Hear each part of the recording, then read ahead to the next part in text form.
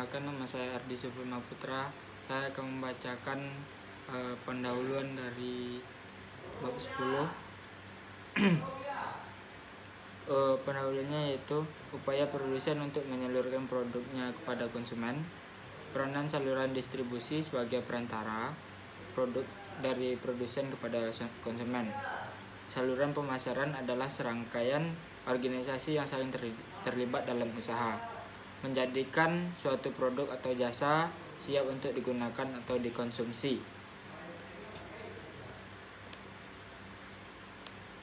Ada beberapa istilah dalam saluran pemasaran.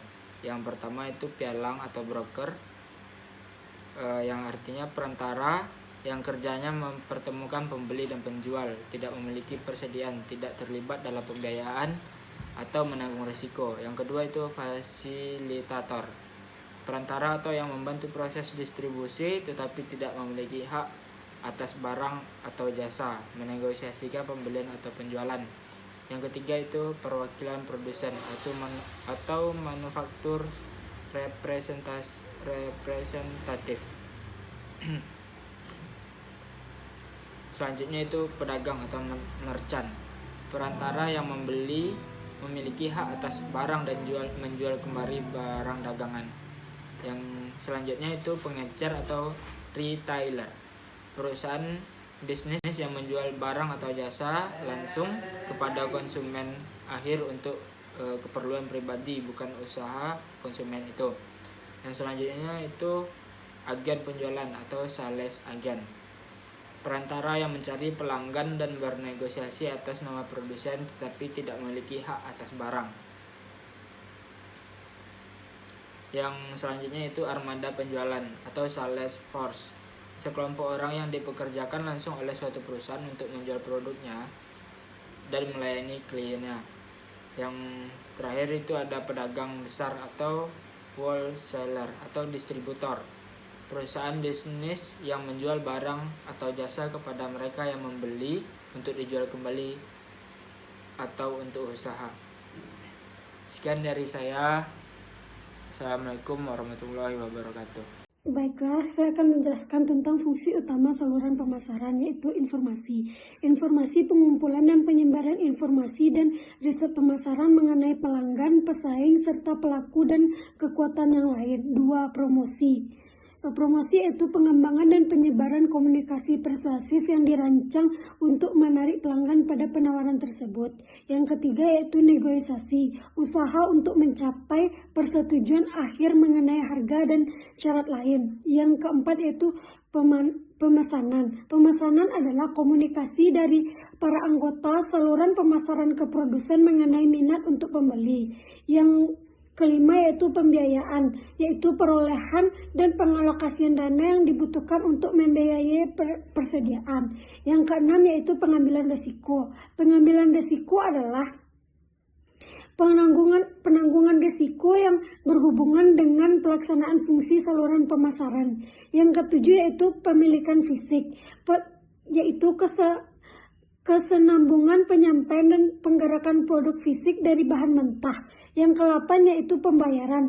Pembeli harus membayar tagihan ke penjual lewat bank atau instruksi lainnya.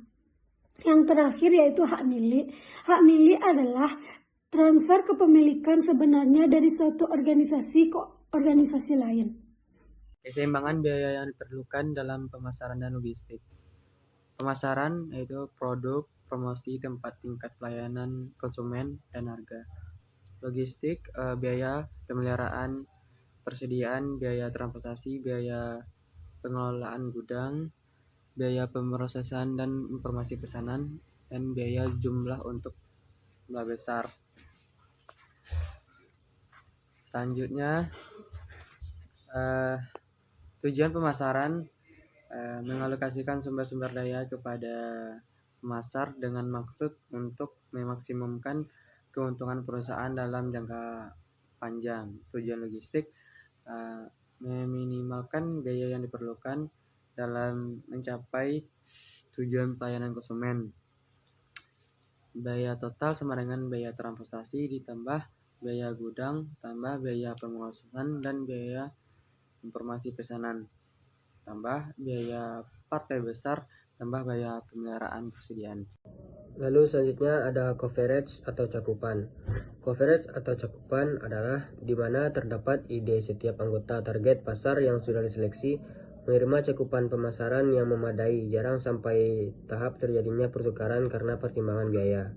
Coverage atau cakupan mengacu pada jumlah outlet dalam area geografi tertentu di mana produk atau jasa akan dijual. Selanjutnya ada competence atau kompetensi.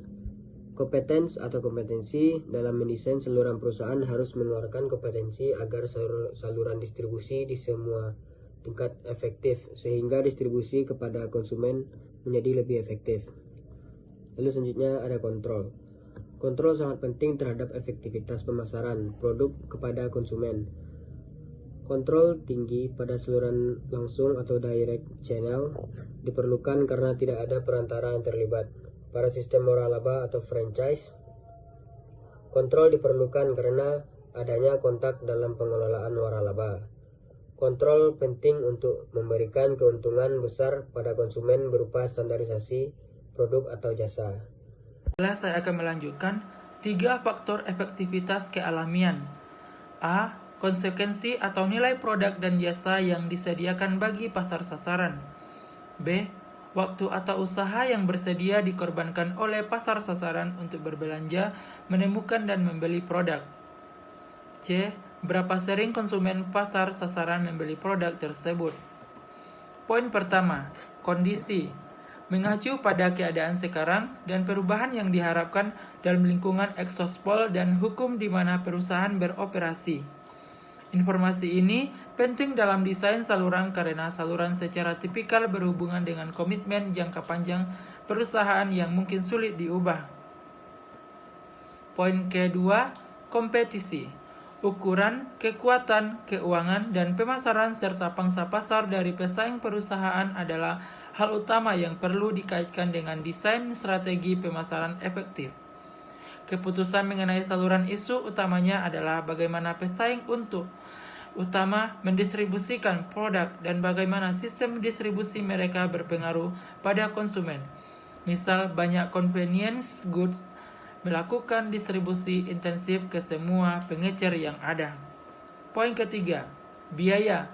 Saluran strategis dalam usahanya menyediakan bentuk, waktu, tempat, dan kegunaan produk untuk mempengaruhi benak, perilaku, dan perasaan konsumen memiliki hambatan dalam hal biaya distribusi. Biaya merupakan faktor penting dan terbatas. Efisiensi terhadap biaya distribusi seperti biaya transportasi, biaya proses pemesanan, biaya penyimpanan persediaan, dan sebagainya perlu dilakukan. Langkah-langkah dalam pemilihan strategi saluran. Tipe pengaturan saluran. Konvensional dikoordinasikan secara vertikal. Kepemilikan kontraktual diadministrasikan. Intensitas distribusi yang diinginkan. Intensitas selektif eksklusif. Pemilihan bentuk saluran. Tipe saluran konvensional. Suatu kelompok organisasi independen yang dihubungkan secara vertikal di mana setiap organisasi berusaha untuk menata organisasinya sendiri dan sedikit perhatiannya pada kinerja keseluruhan saluran. Hubungan antar pelaku biasanya kurang formal dan para anggota bekerja sama secara erat satu sama lain. Vertikal, jaringan yang dikelola secara profesional dan terpusat yang dimaksudkan untuk mencapai penghematan di mana operasi dan hasil pasar secara maksimum. Kata lain, jaringan yang dirancang untuk mencapai penghematan dari sisi teknologi, manajerial, dan promosi melalui integrasi, koordinasi, dan sinkronisasi pemasaran. Pemilikan. Sebuah perusahaan di dalam saluran dapat memiliki semua organisasi peserta dalam saluran. Kontrak. Menetapkan perjanjian-perjanjian operasi formal antara peserta saluran. Diadministrasikan. Salah satu perusahaan yang mengelola saluran dengan menggunakan kekuasaan dan pengaruh dibandingkan dengan ikatan kepemilikan atau kontraktual. Intensitas distribusi eksklusif. Jumlah perantara terbatas jika produsen ingin mempertahankan pengendalian yang besar terhadap tingkat jasa dan hasil pelayanan yang ditawarkan oleh penjual. selektif. Lebih dari beberapa perantara yang bersedia menjual produk tertentu. Digunakan perusahaan mapan atau perusahaan baru untuk mendapatkan distributor. Intensif. Produsen menempatkan barang dan jasa sebanyak mungkin di toko. Bila konsumen membutuhkan kemudahan lokasi, maka penting sekali menawarkan intensitas distribusi yang lebih besar. Assalamualaikum warahmatullahi wabarakatuh. Perkenalkan, nama saya Muhammad Syihab Azikri, BP 19101155310615. Baiklah, saya akan menjelaskan selanjutnya tentang langkah utama menentukan intensitas distribusi. Yang pertama, mengidentifikasi intensitas distribusi mana yang cukup wajar sambil memperhatikan dasar dan karakteristik pasar sasaran, produk, dan persyaratan yang mungkin dibebankan oleh perantara yang prospektif. Yang kedua, memilih alternatif mana yang sesuai dengan pasar sasaran dan strategi penentuan posisi program pemasaran. Dan yang ketiga, memilih alternatif yang menawarkan strategi yang paling cocok, memenuhi harapan kriteria keuangan manajemen, dan cukup menarik bagi perantara sehingga mereka akan melakukan fungsi yang diberikan dengan baik. Bentuk-bentuk saluran pemasaran barang konsumsi. Yang kedua, saluran pemasaran barang industri. Yang ketiga, saluran nol tingkat atau pemasaran langsung, yaitu perusahaan manufaktur ke pelanggan akhir, bisa melalui pos, telepon, TV, dan lain-lain. Yang ketiga, saluran satu tingkat, yaitu satu perantara ke pengecer. Yang keempat, saluran dua tingkat, yaitu dua perantara ke barang konsumsi, pedagang besar, dan pengecer.